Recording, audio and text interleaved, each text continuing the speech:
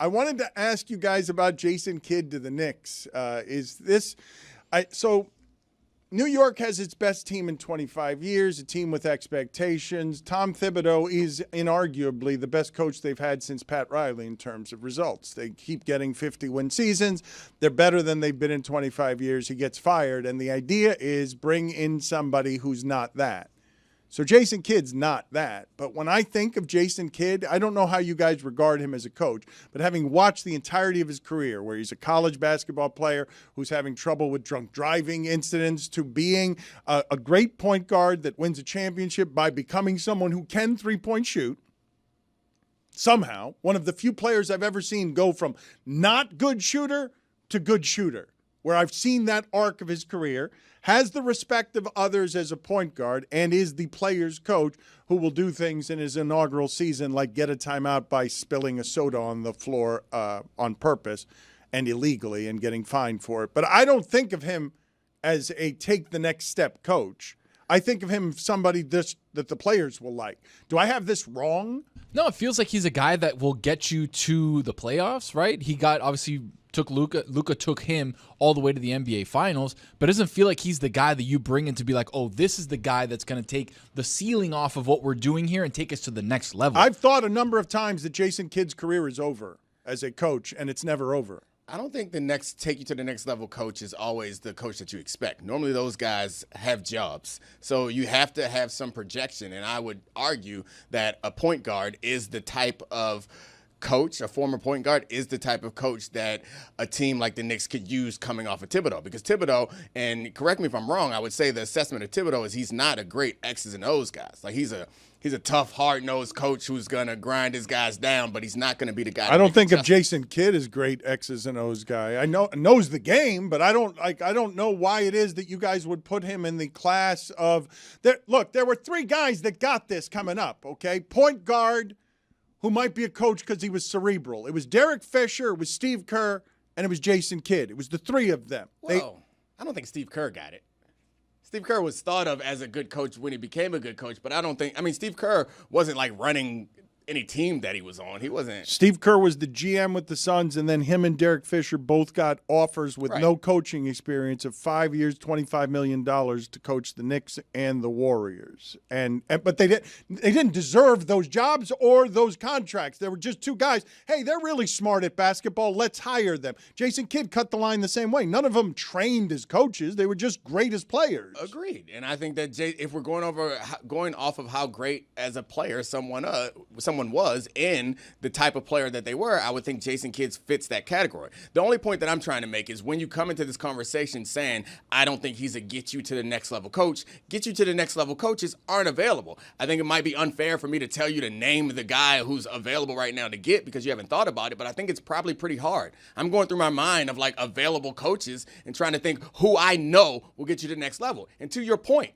there was nothing about, you said that Steve Kerr skipped the line. He obviously was a get you to the next level coach. At that time, no one thought he was. That's the thing. Mark Jackson, you felt, was the guy, the motivator. He's the preacher, the pastor that's going to get all these guys ready to go. It felt odd to move on get from this him guy who's a GM who was like on the broadcast, and it's like, okay, sure. Like he was around Popovich, he was around Phil Jackson, but is that going to actually seep in and osmosis turn you into a good coach? And then all of a sudden, they're dynastic and great for 10 years. You guys aren't of the belief that there is a coach that exists, a person, anybody you choose, that is making the Knicks championship worthy based on those same players that they have. Because I feel like that team got its ceiling. And it's no indictment of that team. You can get to the Final Four. You might even get to the Final Two, but not good enough to win the championship. Not unless somebody gets hurt. Not unless they just happen to be playing games and then Shai Gilgeous-Alexander gets hurt. But you tell me there's a human being that you guys think exists that he will do something with X's and O's, or she will do something, either gender, anybody on earth that will make the Knicks appreciably better with that same personnel? Stan Van Gundy. Can't disagree with that. Man, those are two big failures on Stan's resume, the last two, Detroit and New Orleans, neither of which has recovered from what happened there. Pistons got a little bit, Pistons are on their way. Quietly. Okay, The Pistons did recover, but quietly. Well, this is the thing about this that is really stupid. The Pistons are just a great example. I will remind you that it wasn't but a couple of seasons ago that the highest paid coach in the NBA was Pistons coach Monty Williams, who got fired, and then the team got good. And so when we do this stuff with leadership, like, it is pretty dumb to think I think it's pretty dumb to think that I'm going to get someone who's appreciably better than Tom Thibodeau. I don't think that's pretty dumb. I do think that, to your first point, because of their defensive deficiencies, I think it's probably unlikely that they are going to win a championship, barring any sort of like wild happenstance or stroke of luck. But I do think that the small changes can make a team appreciably better. And I don't know what those changes are because I'm not a coach, but like I think the course of a season and the course of a playoff run, the ability to develop a culture that can adapt, I think is one of the things that we're solving for in a lot of these pro sports now is the teams that can adapt more quickly. And OKC is a team because of their roster depth and because of the intelligence and flexibility of their players is that they can adapt within a game from game to game. And that's the thing that we saw that the Knicks were unable to do. Even though they have some pretty flexible players, it didn't seem like they did a whole bunch. Like their big move was to change the starting lineup when they're already down, way down in that final series. Like they just didn't seem to have any other moves. And so I get the idea that we want to bring somebody that we think will be willing to try a move, do something, knock a couple on the court, get me a timeout. I don't know anything. But even if you think someone's going to make them appreciably better than Thibodeau, Jason Kidd?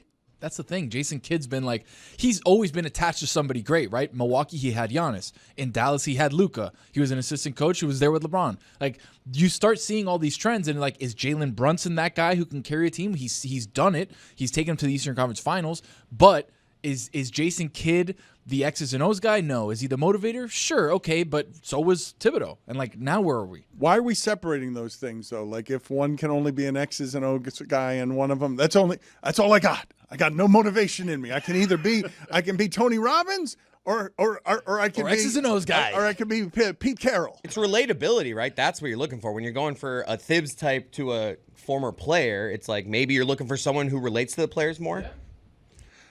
Is that how simplistic we're doing it? I don't know. I'm just when it comes to leadership, I'll get off of this in a second, but it seems like a pretty important job, and we really do seem to like the idea that some leader has an idea that other leaders don't have. We like to believe in that, and I just keep asking you, so Jason Kidd's the one we're doing it with, right? So Jason Kidd's got whatever magical elixir it is that Dominique thinks or anybody thinks will make the Knicks better than the Pacers because they have some adjustments in the margins that can be made to take advantage over a 7-game series of Pacer weaknesses. And also, am I crazy or he's still under contract with Dallas? So, like, how is that going to turn into? Are you going to give picks? You're going to give plate? You're going to do something and make a trade for Jason Kidd when you have deficiencies on your roster and you're going to be giving them away to then get a coach? Another Mavericks trade. Oh, boy. What gets people excited as a Knicks? Like, I saw that Patino said hell no when asked the other day. Yeah, but, you know. Jay Wright, I feel like, would have got people happy. Right, Jay Wright already said, like, I'm retired. I don't want to do it. Those rumors and out there, like, it's not happening. But, like, man, I would have been excited for that if I was. So those are just names, though, right? Like, I've seen the whole Patino thing. I saw it in New York. I've seen it. I know what it is. The 90s are back, though, Dan, across the world.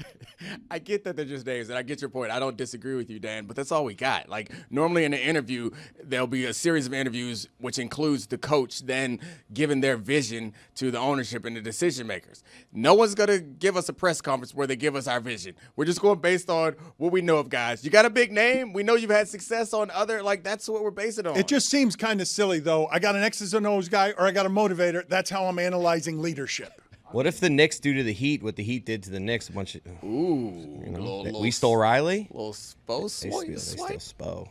I mean, Dan, if you're Spo, Spo, do you say no?